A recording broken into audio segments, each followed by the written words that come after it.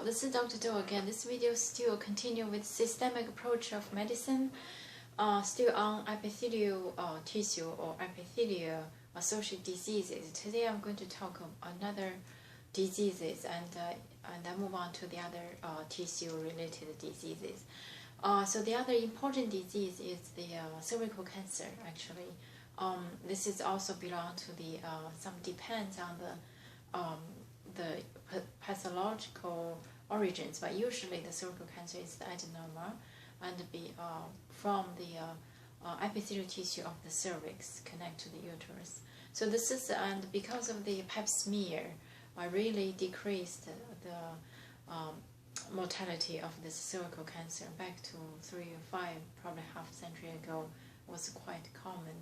You see many women just presenting with the late stage of this cervical cancer caused local invasion, metastasis, and fixed organs to the bone, to the structures, and just massive a tumor connect to the tissue or connect all the organs together. So it was probably half a century ago. But nowadays, I think it's usually the cervical cancer, because of the screening, can be diagnosed at early stage, as early as the just a typical change of the cells, and then doing some procedures or to monitor closely and to decrease greatly the mortality of the cervical cancer. I think this is probably one of the really remarkable achievement in medicine, if you can put that way. And particularly there's a vaccine for the human papillomavirus, because it was from the study research identified the cervical cancer is associated with this human papillomavirus. So with the vaccine development, it started at early teens to immunize and prevent the cervical cancer. So this is, I think, on top of that pap smear, it is another important remarkable thing in the medical history, I guess, if I may put that way.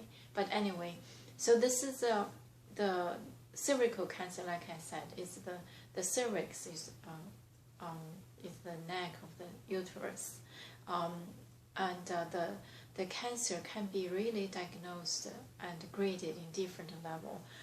Before the really cancer start from the change, very subtle, the change of the normal squamous, stratified squamous cells, which means multi-layer of flat cells, change to the atypical cells. The morphology change of those individual cells can really predict the further malignant change. So that's why the significance of the pap smear. This pap smear procedure is to examine the foliated cells from the cervix.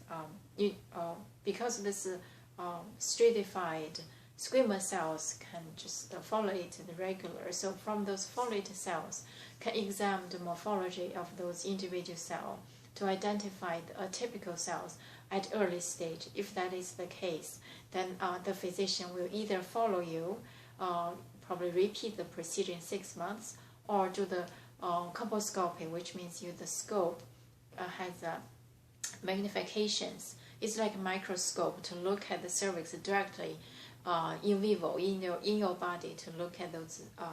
It's just like use the microscope in the cervix. So this is a very efficient way to prevent the cervical cancer further progress to the serious problem. So at this different stage, sometimes if it is confirmed, then use the colposcopy, diagnose, either do the surgical treatment or do the local procedure to get rid of those cells. It depends on the depth of the precancerous change. If it's in situ, it's usually just follow up, use some procedure, and maybe apply to the surgical management if that's the case. And if it is really the pap smear was not done, or usually it's not common nowadays, the cervical cancer, really, because the pap smear usually diagnosed as early stage, and then follow up and prevented from becoming cervical cancer. So this is a very important, significant clinical significance of this epithelia. And there are the tumor associated with the female's uterus. Uterus, there's some tumor from the muscular levels, so that's usually it's benign, and I'm going to talk about it later. But the adenoma of uterus is also not uncommon, particularly in those postmenopausal women. So the uterus has those glandular cells to secrete mucus, to coating the surface, and also carry on other functions. If those glandular cells undergo malignant change, that will cause adenoma or carcinoma in the uterus. So what are the signs to look for either the cervical cancer or the uterus carcinoma? They are really usually occur in the age of advanced or beyond 50 years old, postmenopausal woman. If you have irregular bleeding after several years without menstrual periods and start to have the bleeding irregular, either spotting or massive, then that's a sign.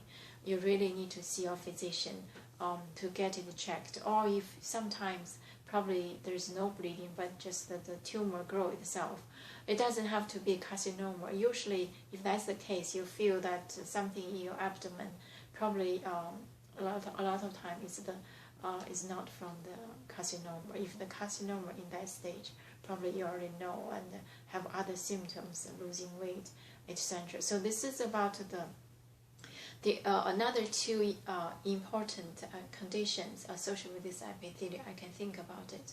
So there's of course on top of everything are the skin diseases, different kind of rashes. They all belong to this epithelia conditions. Sometimes for example, the blister or the massive ulcer or the plaque can go deeper to beyond the epithelia, can go to the subcutaneous, which is connective tissue. But usually, if the rash, for example, even though they may be deeper, but still majority they occur at the epithelia. So this is a different level of a different kind of rash, small or big, whether there's a fluid inside or whether there's infected of abscess. So these are also the conditions, infection conditions associated with the skin, or sometimes the allergy or the autoimmune diseases, or the particularly the drug caused the Stevens-Johnson syndrome, the bullae, which means huge, lifted up the epithelial, and beneath that huge accumulation of the fluid. Usually it's clear, and sometimes may top of that get infected. So this is about, I think this is the video wrapping up the diseases associated with epithelia. Actually, they are all quite, Stevens-Johnson, for example, or the carcinoma of the uterus, or the cervical cancer, they are all quite serious. So if, like I mentioned, if you have those kind of risk factors, you probably need to see your physician, and if you have those symptoms also, to check with your physician to make sure.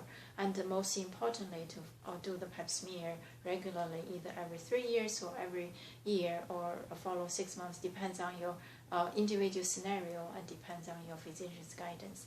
I'm going to stop here today and hope it helps, and hope it reminds you. And thank you for watching. I will see you next time.